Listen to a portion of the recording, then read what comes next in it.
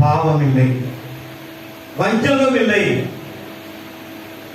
மூர்க்கம் இல்லை, ஒரு நாளும் உன்னை புறம்பே தள்ளுகிறவரும் கிடையாது. நீ எப்படி இருந்தாலும் உன்னை ஏற்றுக்கொள்வான்.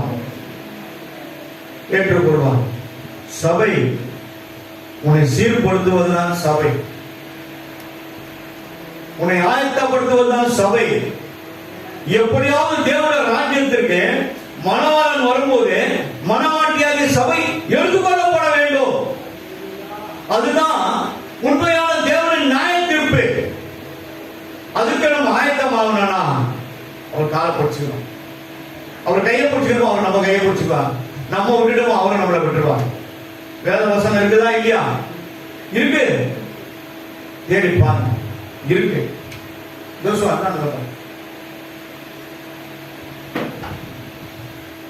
நீடிய சாந்தம், பொறுமையா இருப்பாரு.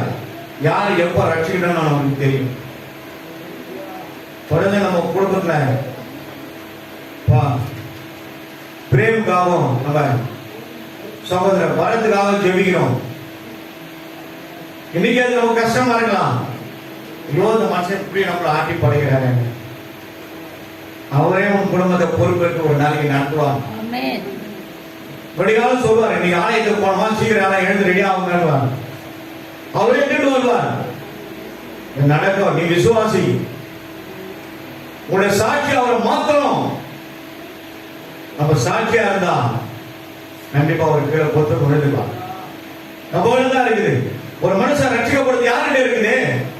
நம்ம கிட்ட தான் இருக்கு. நம்ம கிட்ட தான். வசனத்தை கொஞ்சம் பார்ப்போம். எரேமியாவின் புஸ்தகம் 42வது அதிகாரம் 12வது வசனம் பின்பகுதியை கொஞ்சம் எடுத்து எல்லாம் ஒரு 5-6 வசனம் தான்.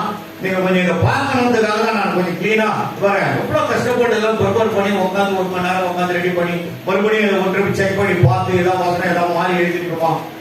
இவ்வளவு இதுக்கு நேரம் செலுத்தி எடுத்துட்டு வரணும்னா நீங்க என்ன பண்றீங்க? அவங்க சொல்றது அவங்க தானே படிக்கிறாங்க, நம்ம நேரம் இருக்கீங்க, எங்கேயாவது வச்சுன்னு பார்த்துட்டு போகிறாங்க.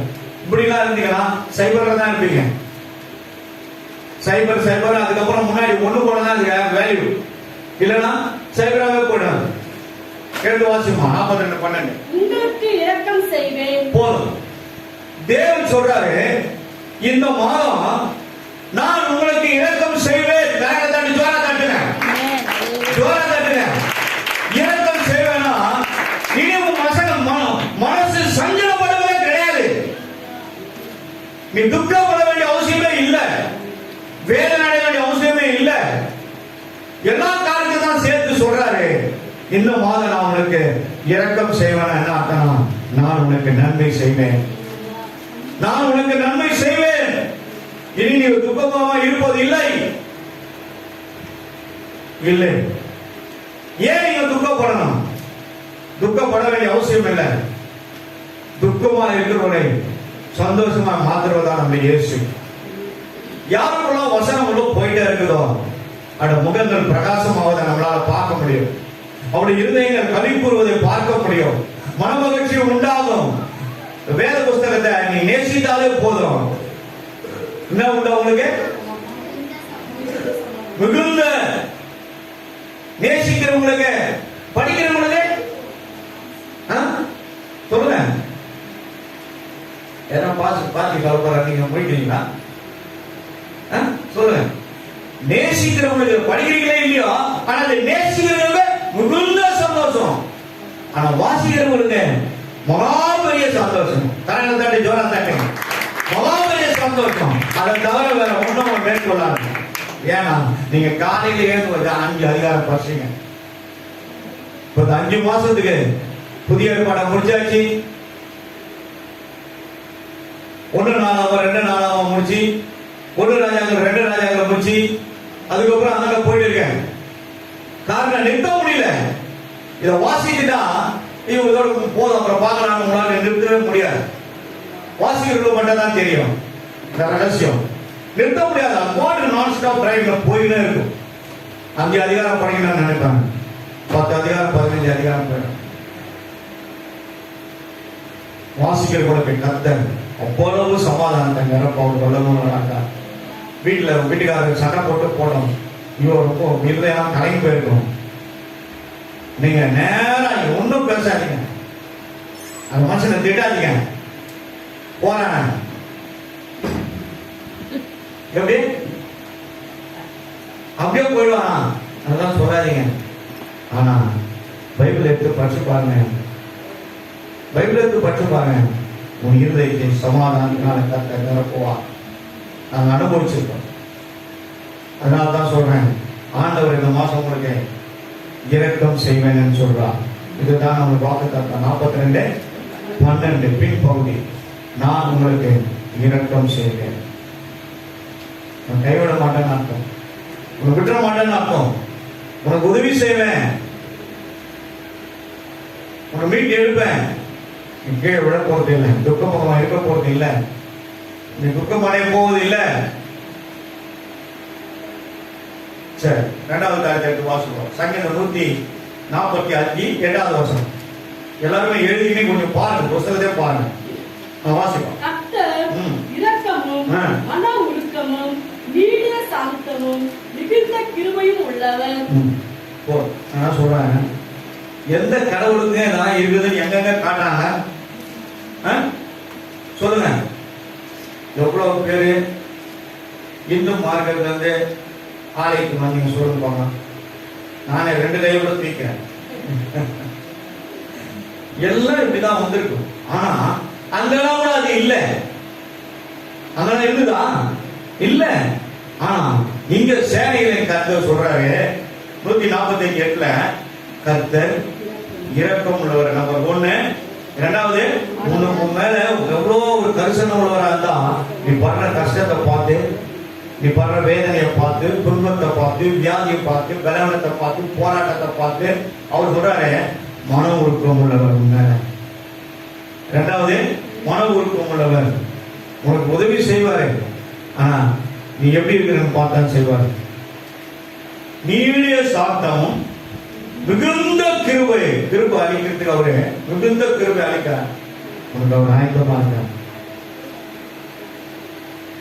உனக்கு எவ்வளவு கிருபை கொடுத்தாலும் அவர் உன்னை தாங்கி நடத்துவார், உன் கரம் கொடுத்து நடத்துவார். நீ அழ வேண்டியதே கிடையாது, நீ துக்கப்பட வேண்டியது கிடையாது. ஏன்னா அவர் கிருபை உள்ளவர், ஒரு கிருபை உள்ளவர், ஒரு கிருபை உள்ள தாங்கும், அவர் கிருபை உள்ள நடத்தும், கரம் பிடித்து நடத்தும். கண்ணு தெரியாத ரோட தாண்டாங்க, அங்க போய் நிற்பாங்க. பைக்ல வர கூட ஒரு வாலிபர் சகோதரன் பைக் ஓரம் விட்டுட்டு, ஐயா ரோடு தாண்டி போகணுமா? நான் பெரம்பூர்ல பார்த்தேன், ஒரு அழகான வாலிபர் பெண்ணு, அவ்வளோ அழகா இருக்கு. பைக் ஓரம் நிறுத்திட்டு எல்லாம் ஆம்பளைங்க 4 பேரு அவங்க கையை பிடிச்சிட்டு போய் அதனால ரோடு விட்டு பார்த்து போகணும், வரமாவே போகணுன்ட்டு இந்த ஸ்டிக்கை வச்சுட்டு போனீங்கன்னா 4 பேர் பார்க்கறதுக்கு நல்ல தெருவில் இருந்தால் அவங்க வரவங்க பின்னாடி பார்த்து வருவாங்க, இல்லை இடிச்சிருவாங்க. அவங்கள என்ன அட்வைஸ் பண்ணுறது யோசித்து பாருங்க. தேவனுடைய இறக்கம் இருக்கிறதுனால தான் அவங்களுக்கு அந்த உதவி நடக்கும். அதே உதவியை கர்த்தர் நமக்கும் செய்ய அவர் வல்லமையாக இருக்காங்க, கண்டிப்பா செய்வார். இந்த ஆண்டவருக்கு கண் இல்லை, காது இல்லை, ஒரு ஓதாரமா நானும் ஜெபம் பண்ணுகிறேன், மேலேயும் போக மாட்டேங்குது, நடக்க மாட்டேங்குது, என் வீட்டுக்காரர் எப்படி இருக்கிறாரு, என் பையன் அப்படிங்கிறான், என் பொண்ணு எப்படி இருக்குது, அந்த மாதிரி இருக்குது, இந்த மாதிரி இருக்குது, இப்படி இருக்குது, அப்படி இருக்குது. இதுக்கெல்லாம் காரணம் ஏன்னு தெரியுமா? நான் புலம்புறேன் பாருங்க, நான் தான் காரணம், நான் தான் காரணம். நான் சரியா இருந்தா என் குடும்பம் சரியா இருக்கும். முதலாவது தேவனுடைய ராஜ்யத்தின் நீதி தேடுகள், மீதியெல்லாம்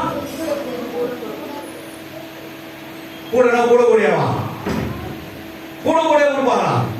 எக்ஸ்ட்ரா கொடுப்பாரு, எக்ஸ்ட்ரா கொடுப்பாரு. அப்ப என்ன தேடணும்? முதல்ல எது தேவனுடைய ராஜ்யம், தேவனுடைய ஆலயம். அப்படி நீதி, சத்திய புஸ்தகம், வேத புஸ்தகம், இது 2 நீ கரெக்டா இருக்கா, கர்த்தர் உங்களுக்கு கரெக்டா இருப்பார். காலையில நான் வரதுக்கு முன்னாடி ஆண்டவர் இருப்பார்.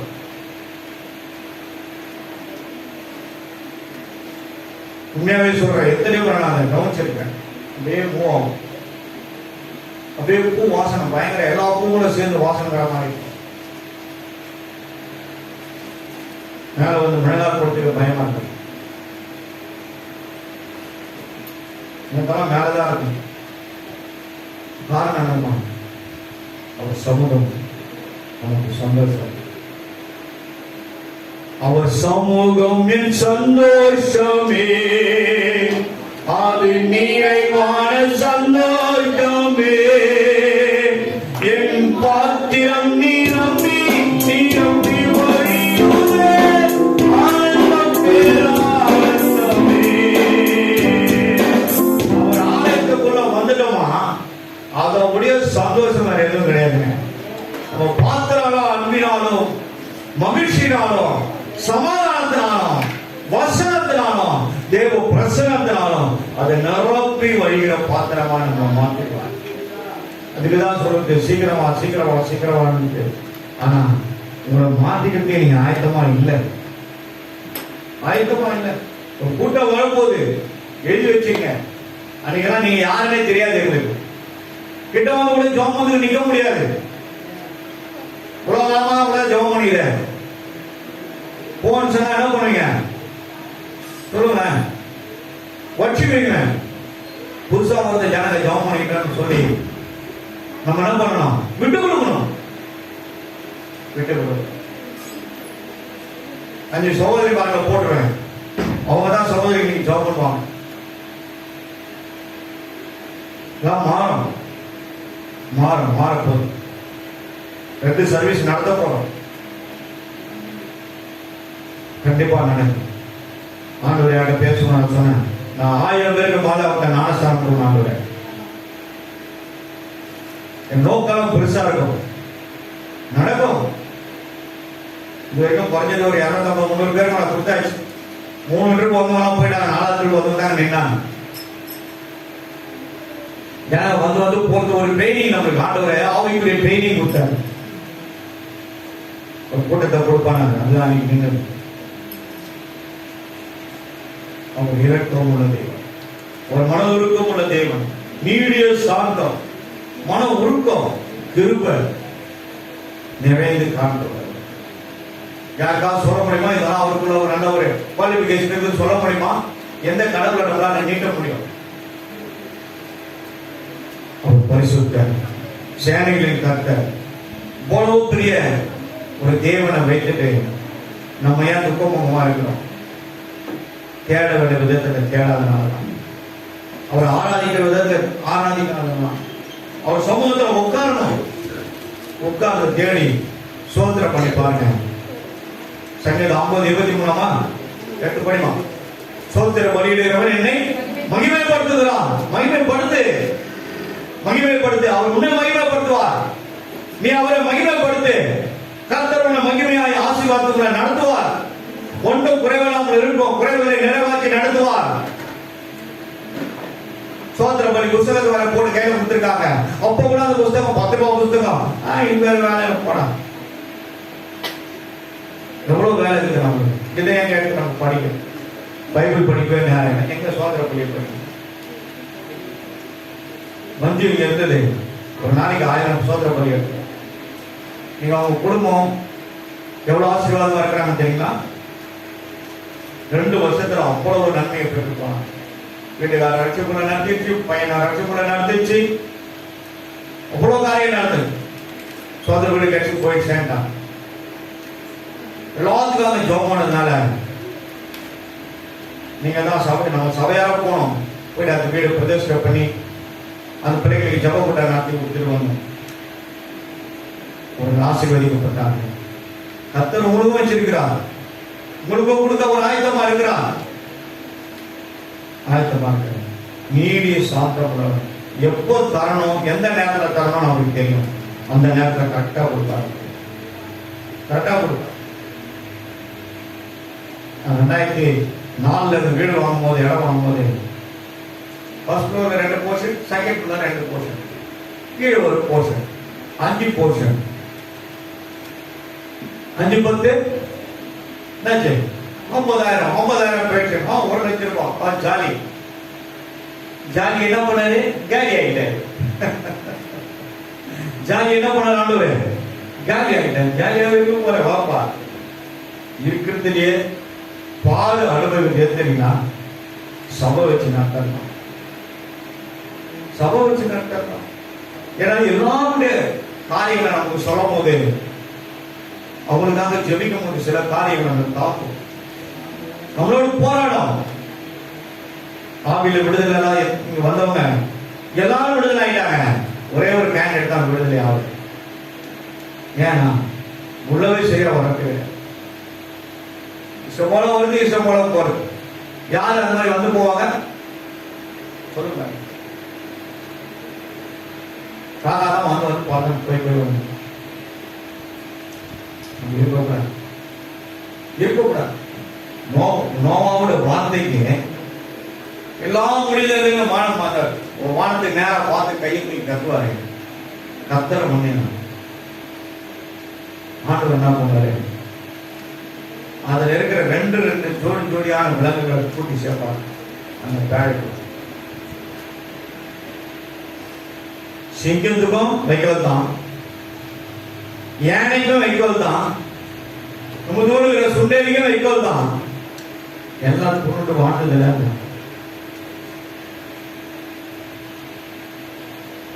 சாப்பிட்டதுனால தான் அவன் கீழ் பண்ணினால காப்பாற்ற மாட்டாங்க, இல்லைன்னா ஆயிட்டு போயிருப்பாங்க. எல்லா ஜீவனும் செத்து செத்து. அந்த சபை அவர்களை காப்பாற்று. நோவாவின் பிழை ஒரு சபையாக நமக்கு விளங்குது. சபை தான் நம்மை காப்பாற்று. தொடர்ந்து ஒவ்வொரு குடும்பங்களாக சொல்லிப்போம். சில குடும்பத்தில் இருக்கிற பிரச்சனைகள் நம்மளை காப்போம், போராடும். சீக்கிரம் விடாது, ஆனாலும் விடவிட்டு கிடையாது. கர்த்தருடைய பரிசுத்த நாமத்துக்கு மகிமை உண்டாகட்டும். அவர் இரக்கமுள்ள தேவனை நீங்க தேடுங்க, நீங்கள் கண்டடைய வேண்டும். எப்பவும் நம்ம செபிக்கிறவங்களா மாறிடும். குடும்பத்தான் ஏனத்தானம் இருக்கக்கூடாது. குறிப்பிட்ட நேரத்தை ஒதுக்கணும். நைட்ல 1 மணிக்கு போய் சோறு பழம் வாங்குறீங்களா, கறி அள்ளி போட்டு அதை அனுசரிக்கலாம், காய்கறி அள்ளி வைக்கலாம். இல்ல 11 மணிக்கு 10 மணிக்கு அதுக்கு 8 டான் சாப்பிடுறோம். 9 மணிக்கு மேல ஒரு நேரத்தை ஒதுக்குங்க. இல்லைன்னா அதிகாலை 7 4 மணிக்கு ஒரு நேரத்தை ஒதுக்குங்க. உட்காருங்க ஒரு சமூகத்துல. நீ வேண்டிக் கொள்வதும் வேண்டிக் கொள்ளாததுக்கு மேலான கர்த்தர் சேர்த்து செய்ய வல்லவராக. அதிகாலையில் தேவர்கள் என்னை கண்டடைவார்கள். எனக்காக யாவையும் செய்து முடிக்கிறவர். ஜபத்தில் தான் ஜெயிக்க முடியும். ஜபம் இல்லாம ஜெயிக்கவே முடியாது. ஜபம் பண்ணாத வீடு சமாதானம் இருக்காது. ஜபம் பண்ணாத வீடு சமாதானம் இருக்காது. எங்க தேவனுடைய இறக்கம் எங்க, தயவு எங்க, கிருபை எங்க, எப்படி வரும்? சமூகம் அவரை நாம் நம்ம சொந்த ரட்சகராக இருக்கிறார். அவர் நம்ம கேட்கும் போதே கர்த்தர் நமக்கு இறக்கமுள்ளவராக இருக்கிறார். தானியேல் புஸ்தகம் 9ஆம் அதிகாரம் 10வது வசனம் கேட்டு வாசம். ஆனாலும் எங்கள் தேவனாகிய ஆண்டவரிடத்தில் இரக்கங்களும் மன்னிப்புகளும் உண்டு. அவர்கிட்ட இரக்கமும் உண்டு, மன்னிப்பும் உண்டு. நீ என்ன பாவம் செய்தாலும் அவன் மன்னிச்சுனே தான் இருப்பார். ஆனா ஒரு குறிப்பிட்ட எல்லை வரைக்கும் நீ மீண்டும் மீண்டும் அதிலே இருந்து பாவத்திலே முழுகினா கைவிட்டுறார், கைவிட்டுறார். எத்தனையோ பேர் அவனை மன்னிச்சாச்சு.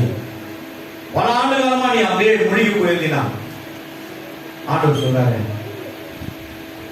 1 கொரிந்தியர் 5ஆம் அதிகாரம் 5வது வசனத்தை நீங்க படிச்சீங்கன்னா நன்றாக தெரியும். ஏழுங்க ப்ளீஸ் ஓபன் யுவர் பைபிள். 1 கொரிந்தியர் புஸ்தகம் 5ஆம் அதிகாரம் 5வது வசனம் என்ன சொல்றது? எடுத்து வாசிமா. அப்படிப்பட்டவனுடைய ஆவி பின்னாடி தமிழ் அரிசி படிமா. 5 படிமா. 1 கொரிந்தியர் 5ஆம் அதிகாரம் 5வது வசனம். அப்படிப்பட்டவருடைய ஆவி கர்த்தராகிய இயேசு கிறிஸ்துவின் நாளிலே ரட்சிக்கப்படும்படி மாமிசத்தின் அழிவுக்காக நம்ம செய்யற பாவத்தின் நிமித்தமாக வராத மாமிசத்தினால் உண்டாகிற அந்த அழிவுக்காக நம்முடைய கர்த்தராகிய இயேசு கிறிஸ்துவின் நாமத்தினாலே அவனை சாத்தானிடத்தில் ஒப்பு கொடுக்க வேண்டும் என்று நியாயத்தீர்ப்பு செய்கிறார். அப்ப யார் காப்பாற்ற முடியும்? ஆண்டவரே ஏன்னா திரும்பியே பார்க்க மாட்டாங்க. ஆலயத்தை திரும்பி பார்க்க மாட்டாங்க, சிலுவையை பார்க்க மாட்டாங்க, வேத புத்தகத்தை பார்க்க மாட்டாங்க, தேவ சமூகத்தை தேட மாட்டாங்க, எதுவுமே செய்ய மாட்டாங்க. அப்போ அந்த ஸ்பிரிட் எப்படி இருக்கும்? கீழ்ப்படியாக தான் போயினே இருக்கும், ஆழத்துல போயினே இருக்கும். ஆழத்துல போயினே இருந்தா ஆண்டவர் என்ன பண்ணுவாரு? விட்டுருவாரு. ஆண்டவர் சொல்றாரு சங்கீதம் 68:20, மரணத்துக்கு தப்பிக்க வழி இடத்துல உண்டு, அவனை காப்பாற்றுவான்றாரு. ஏன் அவரே ஒரு பையன் ஒருத்தர் ஒப்பு கொடுத்துருக்காருன்னா, அவருடைய நாமம் தூஷிக்கப்படும் போது கோபம், அவருடைய நாமம் தூஷிக்கப்படும் போது கோபம் வந்துடும். அப்ப எங்க கிருபை, எங்க இரக்கம், எங்க தயவு, எங்க மன்னிப்பு? எல்லாம் கடந்து போயிடும். எல்லாம் கடந்து போயிடும். கடந்து போயிடுச்சுன்னா அழிவு நிச்சயமாயிடும். அழிவு நிச்சயமாயிடும். ஆண்டவருடைய ஒரு நாள் நம்ம மன்னிப்பு கேட்கணும். நம்ம ஒரு பாவம் பண்ணல, ஆனாலும் கேட்கணும், ஆண்டவரே இந்த நாளுடைய ஜபத்துக்கு என்னை மன்னித்து பரிசுத்தப்படுத்துங்கப்பா. கேளுங்க, கேளுங்க. கேட்கிறவர்கள் பெற்றுக்கொள்வார்கள், தட்டுவர்கள் தான் திறக்கப்படும். தட்டுவர்கள் தான் திறக்கப்படும், கேட்கிறவங்க தான் கொடுக்கப்படும். கண்டிப்பா தருவார். ஆண்டவரே, இங்க தானியேலே பாபிலோன் தேசத்துக்கு சிறைப்பிடிக்கு கொண்டு போட்டார்.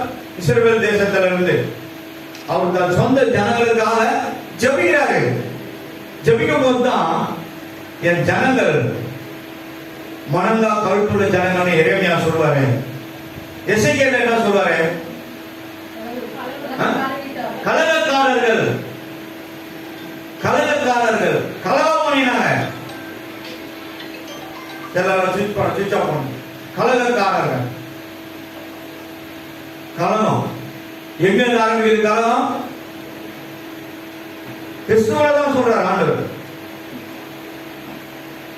கீழ்ப்படியாதவரை கர்த்தர் என்ன பண்ணாரு? எகிப்திலிருந்து கொண்டு வந்த ஜனங்களை முன்கொடுத்துக்கிற மோசேக்கு ஆரோனுக்கு விரோதமா பேசி அவர் என்ன பண்ணாங்க? ரொம்ப மென்டல் டார்ச்சர் கொடுத்தாங்க. ரொம்ப டார்ச்சர் பண்ணவன என்ன ஆச்சு? கோபம் வந்துச்சு ஆண்டவர். ஆண்டவர் என்ன பண்ணார் தெரியுங்களா? கீழ்ப்படியாதவர்களை கொல்லிவாய் சர்வங்களை அனுப்பினார். அனுப்பி அது என்ன பண்ணுச்சு? அவங்கள கட்சி போட்டு செத்து போனாங்க. செத்து போனாங்க. அப்பதான் மீண்டும் முறையிடும் போதுதான் ஆண்டவர்கிட்ட போது அவர் கேட்கிறாரு, நீங்க இட்டு வந்து இந்த மாதிரி பண்ணி நீங்களே ஒரு ஜனங்களை அழிச்சிட்டீங்களா ஆண்டவர்? இந்த முறையிடும் போதுதான் என்னுடைய ஸ்தானத்துலதான் நான் உன்னை நிறுத்திருக்கிறேன். நீதான ஜனங்களுக்கு ஒரு தலைவனா இருந்து வழிநடத்தணும்னு சொல்லி அந்த அதிகாரத்தையும் கொடுத்திருக்கிறேன். யாத்திரா புத்தகத்தை பார்த்தீங்கன்னா மோசே சொன்னதெல்லாம் கர்த்தர் செய்தார் இருக்கும். என்னெல்லாம் சொல்றாரு அவர்கிட்ட அதெல்லாம் செய்தாரு. தண்ணி தாக எடுத்துறோம், எல்லாம் முறையிடுவாங்க. இந்த தண்ணி கொடுக்க நாங்க செத்து போகிறோம், அந்த அங்கேயே செத்துருவோம், எதுக்கு எங்களை கேட்கணும் ஆளாலும் முறையிடுவாங்க. ஆண்டவர் சொல்றாரு, நீ ஏங்கிட்ட என்ன முறையிடுறது? நிக்கிற இந்த மரத்தை வெட்டி ஒரு கிளைய போடு. போட்ட உடனே அந்த தண்ணி எப்படி ஆயிடும்? கசந்த நீர் மதுரமாய் மாறி, மதுரமாய் மாறி. எல்லாத்துக்கும் கர்த்தர் மோசேட்ட சொல்லி சொல்லிதான் எல்லாத்தையும் செய்யறாரு. அப்போ தேவனால் நியமிக்கப்பட்டதான் மோசே. மோசேக்கு விரோதமான ஜனங்களாம் முறுமுறுத்துக்கிட்டு கேலி பேசினவங்க, கிண்டலா பேசிக்கிறேன், அவங்கள ரொம்ப மூர்க்கத்தனமா பேசி வந்தாங்க. கர்த்தர் போவது மோசே போவாங்க. அதனால கர்த்தர் தான் அந்த ஜனங்களை கீழ்ப்படியாதவர்களை கொல்லிவாய் சர்வங்களை அனுப்பி ஒன்று போட்டார். ஒன்று போட்டார். எங்கெங்க காட்டுல அவ்வளவு சர்வம் வந்து கொல்லிவாய் சர்வம். கொல்லினா நெருப்பு போடுறதுக்கு பட்டவனே அவுட்டு, பல்லு பட்டவனே அவுட்டு. எப்படி இருக்கும் பாருங்க, எத்தனை ஆயிரம் பேர் செத்து போயிருப்பாங்க. சரி, 4 வாசிப்போம். அப்போ இரக்கம் செய்கிற தேவன் அவரிடத்துல மன்னிக்கிற அதிகாரம் உண்டு. இந்த உலகத்துல ஒரு மனுஷனுடைய பாவத்தை மன்னிக்க மனுஷகுமாரன் மட்டும்தான் அதிகாரம். அதனால்தான் தானியேல் அவரை நோக்கி பார்க்கிறார். என் ஜனங்கள் செய்த பாவத்தை மன்னிங்கப்பா. என் தேவனுடைய அந்த வானத்துக்கு நேரா தன் இரு கரைகளை உயர்த்தி விரித்து முழங்கால் படியிட்டு ஆண்டவருடைய இரக்கத்தை மன்னிப்பை கேட்டார். என் ஜனங்களுடைய பாவத்தை மீறுதலையும் அக்கிரம அநியாயத்தை மன்னிங்கன்னு கேட்டார். மன்னிப்புக்கு ஆழ அகலம் நீளம் உயரமே கிடையாது. ஒருவருத்தரும் தினம் ஆண்டவருடைய மன்னிப்பு கேட்கும். நம்மள அறியாம எவ்வளவு பேசுறோம், அறியாம எவ்வளவு சொல்றோம், துணிகரமா எவ்வளவு வார்த்தைகளை வெளியே விடுறோம். மன்னிப்பு கேட்கணும். யாரெல்லாம் நீங்க மன்னிப்பு கேட்கிறீங்களோ அவர்களெல்லாம் கர்த்தர் ஆசீர்வதிப்பார்.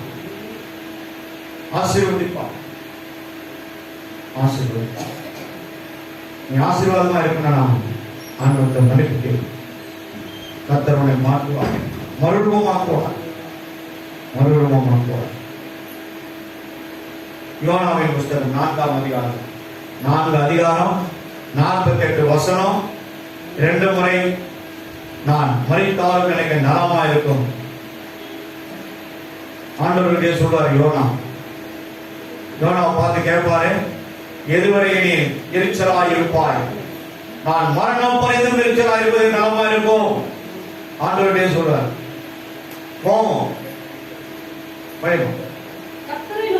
கர்த்தரை நோக்கி விண்ணப்பம் பண்ணி, கர்த்தாவே தேசத்தில் இருக்கும் போதே நான் இதை சொல்லவில்லை. நான் அங்கே இருக்கும் போதே உங்களுக்கு சொல்றேனே. இது நிமித்தம் முன்னமே தர்ஷிச்சுக்கு ஓடி போனேன். நீ இரக்கமும் பாருங்க, நான் ஏன் ஓடி போனேன்னா எப்படிதான் நீங்க அந்த ஜனங்களை மன்னிச்சு விட்டுருவீங்க, காப்பாத்திருவீங்க. இது எனக்கு அங்கேயே தெரியும். காலைல வந்தாலும் பொத்துன்னு விட்டுட்டு போயிடுவீங்க, என்ன கட்டி விட்டுருவீங்க நீங்க. அதனால தான் சொல்றான். அதனால தான் அவன் என்ன போறாரு, எங்க போறாரு? நினிவேக்கு போனா எங்க போறாரு? நாகப்பட்டினத்துல வண்டி ஏறிடு, நாகப்பட்டினத்துக்கு வண்டி ஏறி போயிடுவேன். தர்சிச்சு போயிடுற விட்டாரா? விட மாட்டேன். ஆண்டவருடைய பார்வை ஒரு மனுஷன் மேல விழுந்துச்சுன்னு ஒரு மனுஷன் மேல விடவே மாட்டேன். எப்படிதான் அவனை தீவிர வந்து எங்க நிக்கிறோமோ நிக்க வச்சிடும். அப்படிதான் நானும் மாட்டினவனே. அப்படிதான் நான் ஒரு ரூட்டு போட்டேன், ஆண்டவர் ஒரு ரூட்டு போட்டாங்க. இப்ப எத்தனை பேர் ரூட்ல மாட்டிக்கிறீங்கன்னு தெரியல. ஆனா ரூட்டுன்னு பார்த்தா நிறைய பேர் பஸ்ல ட்ரெயின்ல ரூட்டு தரான்னு வச்சு காலத்தை ஓடுறாங்க. போலீஸ் புடிதா இல்லையா, தெட்டி புடிதா இல்லையா ரூட்டு தலைங்க? ரூட்டு தலை என்ன வச்சிருக்காங்க கையில? பேப்பர்லாம் பார்க்கறது இல்லையா நீங்க? பைபிள் மட்டும் தான் பார்ப்பீங்களா? ஓ பரவாயில்லப்பா, நல்ல ஜனங்க பாருங்க, தேவ ஜனங்க.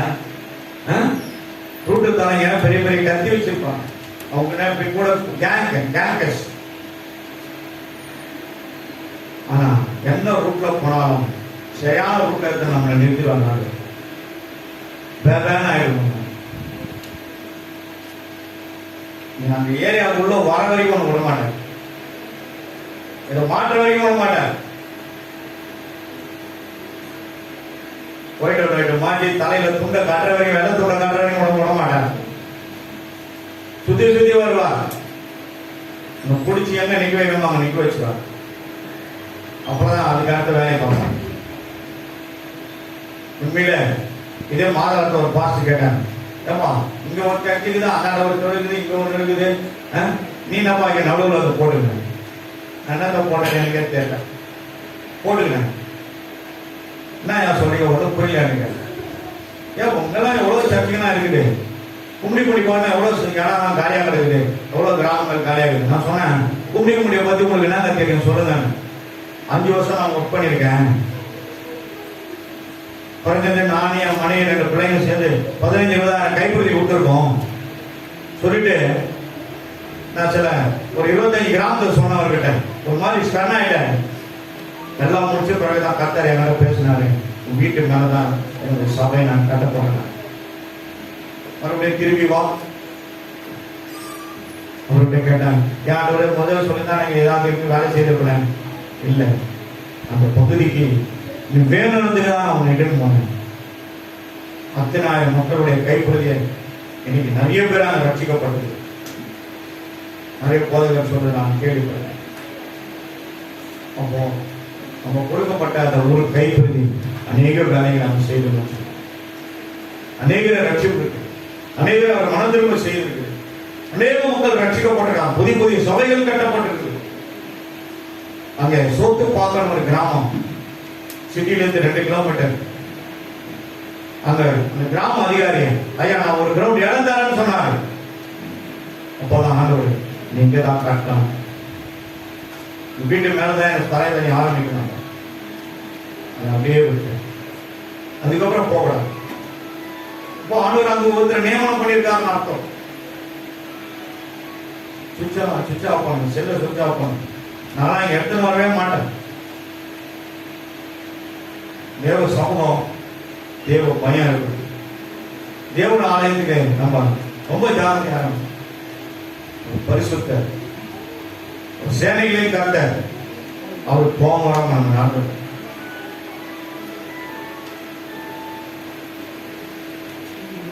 இரக்கமும் மன ஒழுக்கமும் நீடிய சாந்தமும் மிகுந்த பெருமையும் தீங்குக்கு மனஸ்தாபப்படுகிறது. இப்போ கடைசி வருஷத்தை வாசிக்க 4 அதிகாரத்துடைய ஏன் தீங்குக்கு மனஸ்தாபப்படுறாருன்னா வாசிப்போம். இத்தனை மைகளில் ஏன் சும்மா கத்திருக்கிறார்?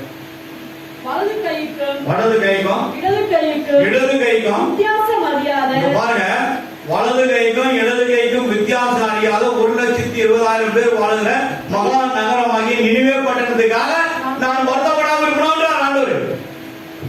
அவ்வளோ ஜனங்கள் வாழ்ற மகா நகரமாகிய அந்த பட்டணத்துக்காக எல்லாம் அழிந்து நரகத்துக்கு போறதா விரும்புனா அதுதான் கேட்கிறார்.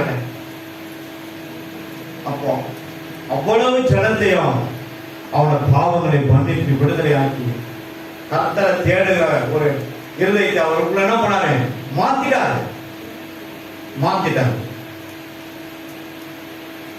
அதுக்கு முன்னாடி முதல் அதிகாரத்தையும் 2வது அதிகாரத்தை சொல்றாரு, நினிவே பட்டணத்தின் பாவம் மேலே எட்டியது, அந்த ஜனங்கள் அழிக்க போக போ, நினிவே பட்டணம் போய் சொல்லிட்டு வாங்க.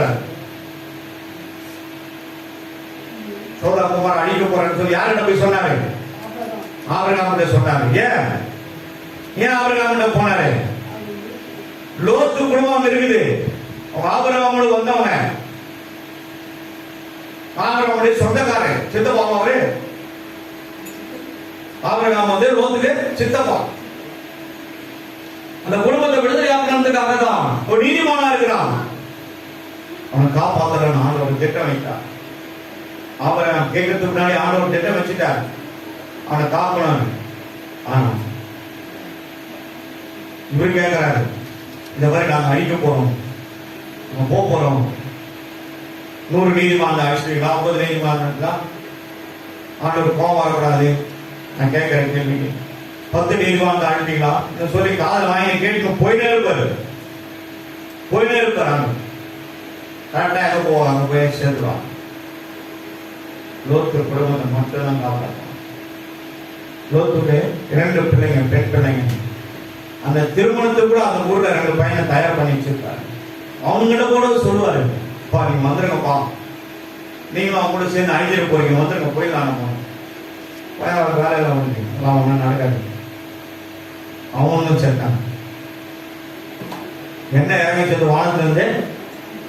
அக்னியும் கந்தகம் மேல உருவிடும். ஈயம் உருவிட அந்த மாதிரி உருவி ஓட்டிக்கும். எல்லாம்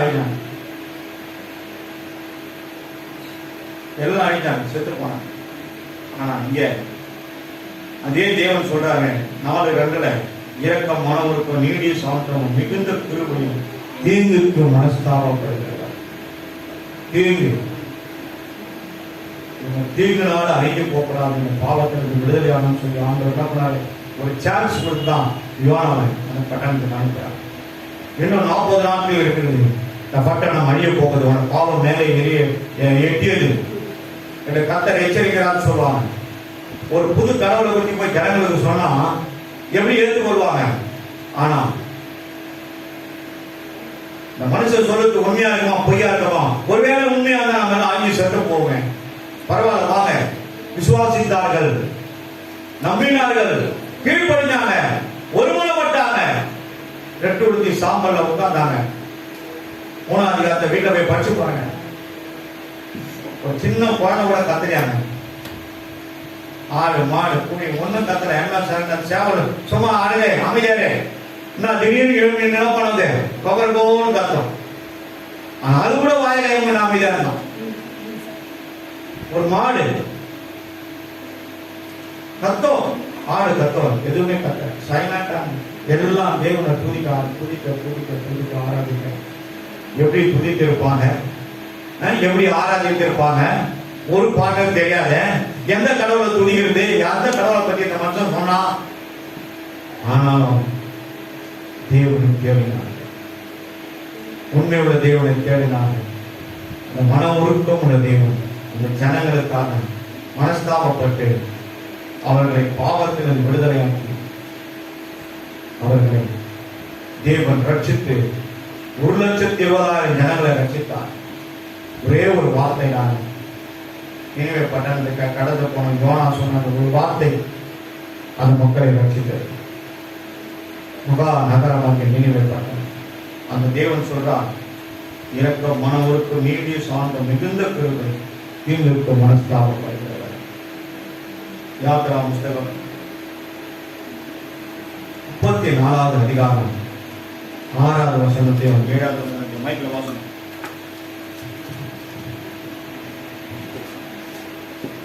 கர்த்தர் அவனுக்கு முன்பாக கடந்து போகிற பொழுது அவர் கர்த்தர் இரக்கமும் கிருபையும் நீடிய சாந்தமும் மகா தயவும் சத்தியமுள்ள தேவன், 1000 தலைமுறைகளுக்கு இரக்கம் காக்கிறவர், அக்கிரமங்களையும் மீறுதலையும் பாவத்தையும் மன்னிக்கிறவர், குற்றவாளியை குற்றமற்றவனாக விடாமல் பிதாக்கள் செய்த அக்கிரமத்தை பிள்ளைகளிடத்திலும் பிள்ளைகளுடைய பிள்ளைகளிடத்திலும் 3ஆம் 4ஆம் தலைமுறை மட்டும் விசாரிக்கிறவர் என்று கூறினார். இதுல என்ன போட்டிருக்குது? 1000 தலைமுறைக்கு கர்த்தர் இரக்கம் செய்ய போகிறார். பின்னாடி பின்னாடி பின்னாடி பின்னாடி எத்தனை தலைமுறை வரும் நமக்கு தெரியாது. 1000 தலைமுறை யார் பார்த்திருக்கணும் தெரியாது. தெரியாத ரகசியம் தான் தேவனுடைய 1000 தலைமுறைக்கு அவர் இரக்கம் செய்ய வல்லவராக. நம்ம செய்ய வேண்டியது ஒன்னே ஒன்றுதான், நம்மை அவருக்கு முன்பாக தாழ்த்தும், வெறுமையாகும். நம்மை தாழ்த்தி பெருமையாகுவோம் என்றால் கர்த்தர் நம்மை மன்னித்து பரிசுத்தப்படுத்தி நம்மை 1000 தலைமுறைக்கு இரக்கம் செய்கிறவராக இருக்கிறார். இரக்கமான தேவனுடைய தயவு, கிருபை, உதவி, நன்மைகள் எல்லாம் அடைகின்றன. இரக்கம். நிறைய பேர் சொல்லுவாங்க, ஐயா எப்படி இருக்கீங்க, தேவனுடைய கிருபையா? ஆனா இரக்கம் சொல்ல மாட்டாங்க. தேவ கிருபையா? தேவ கிருபை தான். இரக்கம் தான் கிருபை. இல்லைன்னா இங்கே போயிடுவோம். தேவன் நம்ம மீது இறக்க வச்சிருந்தாங்க, அந்த கிருபை நமக்கு கிடைச்சது. இரக்கத்திற்கு அதிகாரி அவர் தான். அந்த இரக்கத்தை நம்ம ஒரு நாளும் எழுந்து போகக்கூடாது. அவர் கொடுக்கிற அந்த இலவசமான அந்த பொக்கிஷத்தை நம்ம காத்துக்கொள்ளணும். ஒரு மீது எவ்வளவு அன்பு இருந்தாங்கன்னா எவ்வளவு இரக்கம் உணவு வைப்பார் நம்ம மேல. இல்லைன்னா நம்ம கைவிடப்படுவோம், இருவிடம் தெரியாம போவோம். இந்த பாட்டு பாடுறாங்க, என்ன பாட்டு? மறைதேவ் போய் விடுவார். நீங்க மட்டும் இல்லைன்னா பாடுமா பாட்ட. நான் எங்கேயோ போயிட்டு இருப்பேன், எப்படி ஆயிட்டு இருப்பேன், மண்ணுக்குள்ளேயும் போயிட்டு இருப்பேன், மார்க்கம் போயிட்டு இருப்பாங்க. இதுதான் நம்ம நிலைமை. நீங்க மட்டும் இல்லைன்னா எப்படியோ ஆயிட்டு இருப்பேன், மண்ணுக்குள்ளேயும் போயிட்டு இருப்பேன், மார்க்கம் போயிட்டு இருப்பாங்க. மண்ணுக்குள்ள போன பிறகு யார் நமக்காக சுடுகாட்ட கல்லறையெல்லாம் வந்து கலர் இருக்கிறானே மேல போயிட்டு அந்த கேக்கெல்லாம் வச்சு ஒரு மாலையை போட்டு உள்ள பத்தினவர்கள் பாக்குறாங்களா? உள்ள பத்தினவர்கள் பாக்குறாங்களா? தேங்க்ஸ்மா பரவாயில்லமா என்ன நினைச்சிட்டு வந்தமா நீ என்ன சொல்றாங்களா? நம்ம திருப்திக்காக நம்ம போறோம், திருப்திக்காக நம்ம போறோம். அது ஒரு பேரு கல்லறை திருநாள். வேதத்துல என்ன எழுதிக்குதா? போகாத. வேதத்துல என்ன செவி சாய்க்காத, செவி சாய்க்காத. அப்பா அப்பா தான், அம்மா அம்மா தான். அவனை உயிரா இருக்கும் போது நடத்துதான் உண்மையான நடத்துதல். உயிரா இருக்கும் போது ஒரு வேஷ்டி சட்டை எடுத்து தர மாட்டாங்க, ஒரு துண்டு எடுத்து தர மாட்டாங்க, அம்மாவுக்கு ஒரு கோழை ஜாக்கெட் எடுத்து தர மாட்டாங்க, நம்ம 50 ரூபா வச்சு 100 ரூபா வச்சு சொல்ல மாட்டாங்க. போயிட்டு பாரு என்ன பண்ணுவாங்க, சாவு எடுக்கிறதுக்கு ஜப்பு பண்ணாது அந்த கர்மாதிக்கு அதுல என்ன பண்ணுவாங்க, ஷேர் கொடுத்துக்கான நான் கூட பேசுவாங்க. என்னம்மா ஆளு 2000 போன என்ன சொல்றேன், என்னம்மா 2000 முடிச்சிருப்போம். அன்னைக்கு கூட பேசாத நாளைக்கு தான் பேசுவோம், ஒன்னா சேருவாங்க.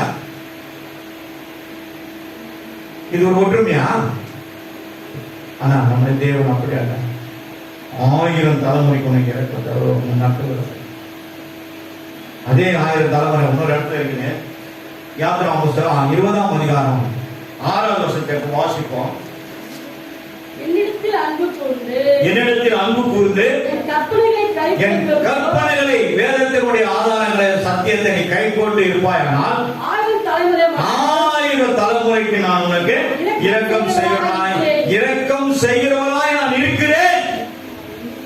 அப்படின்னா அந்த இரக்கத்தை விடுங்க, நாட்டை இடிக்க ஒருத்தராக முடியாது. செய்கிறவனாய் நான்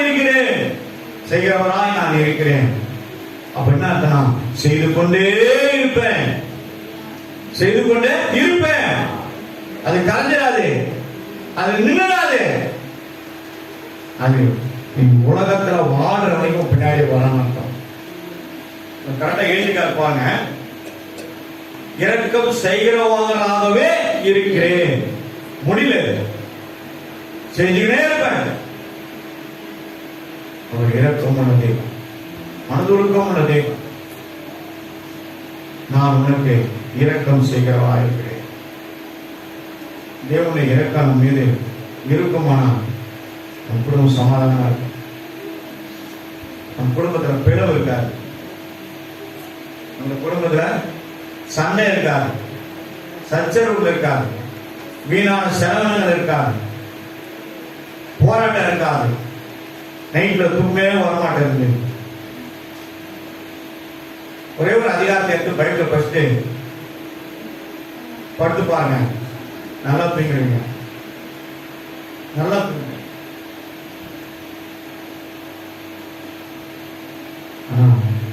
இந்த இரக்கத்தை நாம் இழந்து போகக்கூடாது. தேவனுடைய இரக்கத்தை இழந்து போகக்கூடாது. அதை நம்ம காத்து கொள்ளணும். ஆண்டவர் கொடுக்கிறத நம்ம என்ன பண்ணணும், அந்த பொக்கிஷத்தை காத்துக்கணும், பிடிச்சி நம்மளோட அது வாழ கத்துக்கணும். தேவனுடைய இரக்கம் உன்னோட இருக்குதா? யார் சொல்ல முடியும்? ஆண்டவருடைய இரக்கம் என் மீது இருக்குது. அதனால்தான் நான் ஜீவனோடு இருக்கிறேன். அதனால்தான் நான் கீழே விழ போல. என்னை யாரும் கீழே தள்ள முடியல, யாரும் என்ன ஊத முடியல. என் கால்களை இந்த பூமியில கால் ஊன்றி நிற்க செய்கிறார். அது அவருடைய இரக்கம், அவருடைய தயவு, அவருடைய கிருபை. இதுதான் எங்களை நடத்துகிறது.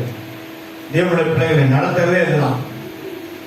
இரக்கம் உள்ளவரே, மனதுருக்கம் உடையவரே, நீடிய சாந்தம் பொறுமை அன்பு நிறைந்து வாழ்பவரே, நீடிய சாந்தம் பொறுமை அன்பு நிறைந்து வாழ்பவரே, என் சுராஜா சோத்திரம்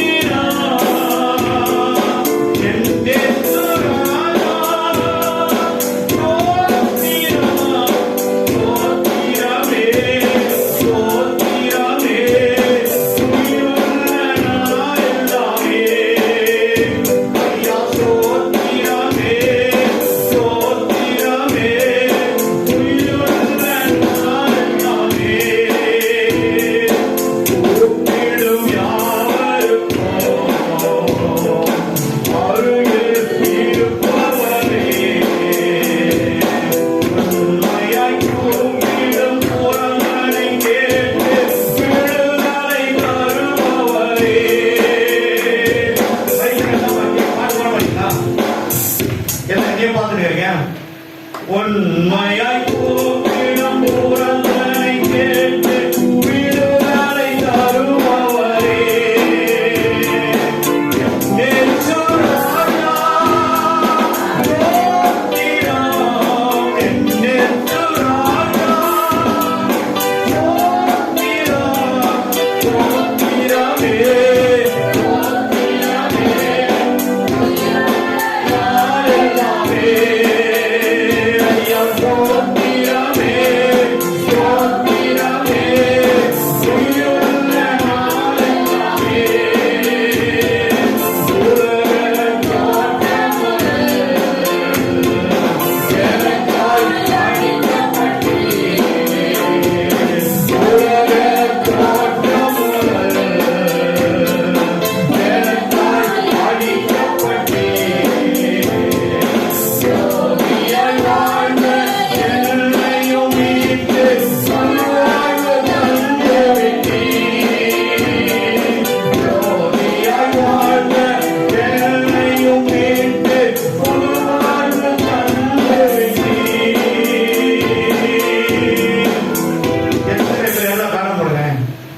எத்தனை பேரு நம்ம வீட்டுக்கார அம்மாங்க, வீட்டுல இருக்க வயதான அம்மாங்க, அப்பா அம்மாங்க, சகோதரங்க, எத்தனை பேர் நம்ம துரோகியாய் வாழ்ந்த என்னையும் மீட்டு புது வாழ்வு தந்து விட்டு அவங்களுக்கு இது கடந்த போது துரோகியாய் வாழ்ந்து கொண்டிருக்கிற ஒரு சகோதரருக்கும் சகோதரிக்கும் ஆண்டவரின் வார்த்தை அனுப்புகிறார். உங்களோட இருக்கிற ஒரு குடும்பத்துல எத்தனை முறை சொன்னாலும் காதலை ஏறல. இயேசுவை பத்தி நீ எவ்வளவுதான் பேசினாலும் காதலை ஏறல. கர்த்தர் அந்த காதுகள் விருத்த சேதனம் படுவதாக, இந்த காதுகள் விருத்த சேதனம் பண்ணப்படுவதாக ஆண்டவரே ரட்சிப்பின் வஸ்திரத்தினால் அவர்களை மூடி தன் பக்கம் இழுத்துக் கொள்ளுங்க ஆண்டவரே. சிறுவையில் அன்பின் கைகளை இழுத்து கட்டுங்க ஆண்டவரே. அவர்களை ரட்சிக்கப்படட்டும். அம்மாமார்கள்தான் வராங்க, ஐயாமார்களை காண ஆண்டவரே. அவர்களுக்கும் நீங்க இரக்கம் செய்ய வல்லவர்கள் ஆக்கீங்க. துரோகியாய் ஆலயத்தை விட்டு ஓடுறாங்க, துரோகியாய் எதையோ உண்மைன்னு ஓடுறாங்க, துரோகியாய் வாழ்ந்து கொண்டிருக்கிறாங்க. கர்த்தரை விட்டு பின்மாற்றம் அடைந்து பாவத்தில் அடிக்கப்பட்டிருக்கிறாங்க, சாபத்தில் கட்டப்பட்டிருக்கிறாங்க. அவர்களுக்கும் தேவன் சொல்றார், துரோகியாய் வாழ்ந்த அந்த மக்களுக்கும் நான் புது வாழ்வு தந்து விட்டார். அவர்கள் எல்லாரும் தந்து விட்டார். புது வாழ்வு அவர்கள் ரட்சிப்பு வந்துச்சுன்னு அர்த்தம், கொடுத்துட்டார் அர்த்தம். இந்த வார்த்தையை விசுவாசித்து நீங்கள் ஜெபிங்கள். கர்த்தர் உன் வீட்டுக்குள்ள ஒரு வழி வாசலை திறப்பார். உன் உள்ளம் ரட்சிக்கப்படல. பின்மாற்றம் அடைந்திருக்கிறான், எதையோ உண்மைன்னு ஓடுறான். அவனுக்கு சொல்றான் ஆண்டவர், நான் அவனுக்கு ஒரு வழி வாசலை திறந்து விட்டேன். அவன் ரட்சிக்கப்படுவான், பாவத்திலிருந்து மீட்டெடுக்கப்படுவான். உன் கண்ணீரை கண்டேன், உன் மனவேதனை சஞ்சல வருத்தனை நான் கண்டேன். கர்த்தர் அவர் இரக்கம் உள்ள தேவன், அவர் இரக்கம் உள்ள தேவன்.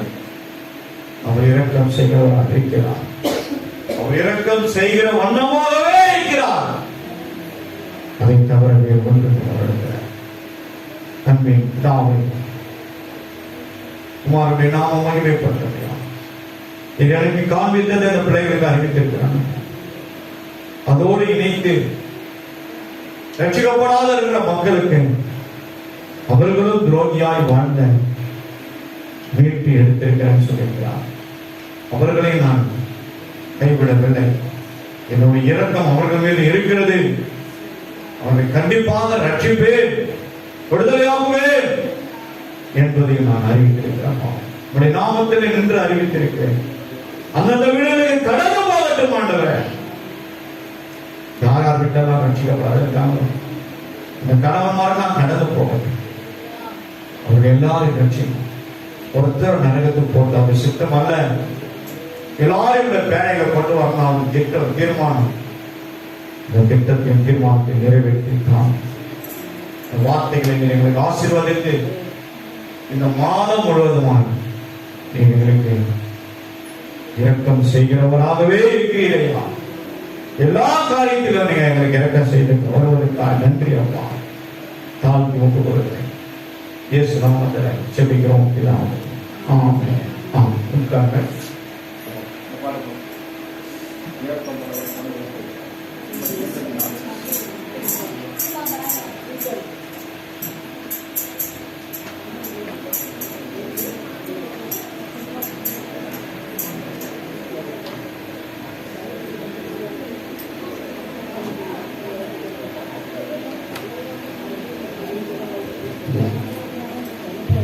அந்த வாரம் திருப்பந்தி. அதனால இவ்வளவு நீங்க ஆயத்தப்படுத்திடுவாங்க. துணிகரமா அது உள்ள நம்ம கை வைக்கக்கூடாது. ஆண்டவர்ல இரக்கத்தையும் மன்னிப்பையும் கேட்டு உங்களை பரிசுத்தப்படுத்துவாங்க. இந்த ஆகினியத்தை பாதிதான் நம்ம சொல்லியிருக்கணும். பாதிரிகா அடுத்த வாரம் நம்மளை பார்க்க போகிறோம். கர்த்தர் உங்களை ஆசீர்வதிப்பாராக.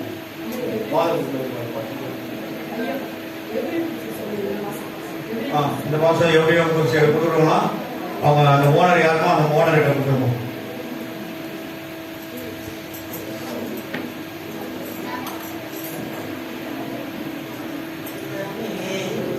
ஸ்தோத்திரமே உயிருள்ள நாளெல்லாமே